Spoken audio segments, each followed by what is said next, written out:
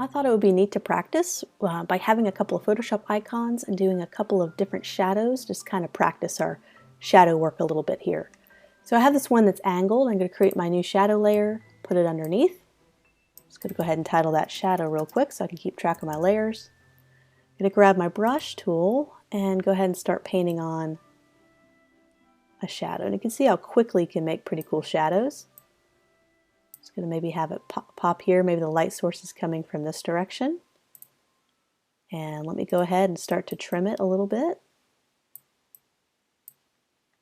So that, there's so many different kinds of shadows that you can cast. Let me go back in my history. I kind of like how I had it before, right there.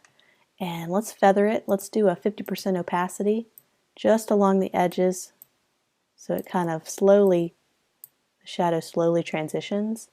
And let's go to my layers. Let's reduce the opacity of the shadow. And we can even do a new layer and draw in a much darker shadow. So we're going to do that, make it real small. Just along the edge. You can see the most shadow along the edge. There we go. Really helps it pop out. I need to delete that little bit right there. Let me zoom in just a little more so you can see. So there's one shadow, and we'll do the next one. So let's do something really different with this one. This one's laying flat on a surface. I thought it would be neat if we did this one standing up, but it also had the effect that it's floating in midair. So a little trick, there's a couple tricks to do this to make it easy. Since this is a square box, it's going to probably cast a square shape shadow. So I'm just doing the rectangle tool. I'm going to fill in a new layer with the paint bucket tool. So that's our simple shadow. And let's make sure it lines up a little bit with this. There's going to be two things I'm going to do. I'm going to go to Filter, Blur, and I'm going to try a motion blur. And so you'll notice it blurs it all on this horizontal line. You could do different blur alignments, but I'm going to keep it at 0 angle and click OK. And now I'm going to need to soften it.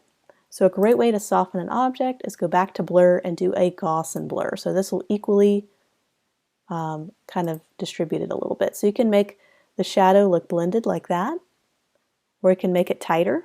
Whoops. But I think it looks pretty cool like around this. There we go. Perfect. So now it has a shadow that's actually being lifted off the ground. The tighter we bring the shadow, the lower it's being lifted off the ground. So right there, it just looks like it's maybe popping out, coming out at you. If you bring it down here, it looks like it's floating on midair. If you bring it here and make it cast a larger shadow, it can look like it's floating even higher. So let's go back in our history. I kind of liked it where it was right about here. I think that looks pretty neat. And that could be cool too if you want to actually have it be really close to the ground. You can see the ground becoming realistic right there. Let's make it float just a tad because I think that's fun. And so we'll do something different with this last icon. Last but not least, we have our last icon, and I'm going to do a different shadow, maybe one that is cast up here. So maybe the light source is coming toward the front, and it's being cast toward the back. So I'm just going to do a simple shadow all the way across these two edges. Okay, and I'm going to reduce the opacity. And we're going to feather it a little bit, take our eraser tool at 40%, and just kind of smooth it out. And I can go back and add a new layer, a new shadow layer, and do a darker color. Let's do black, and make a much smaller brush. Just ever so slightly go up the top. Cast a little bit of a darker shadow. Oops. So I think the trick to all this is to have layers.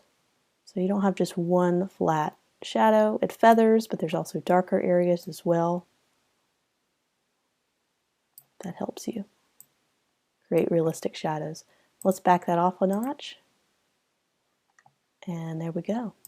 So we have a couple of different shadows that we cast. I think this one got deleted. But there you go. Just different ways we can do shadows.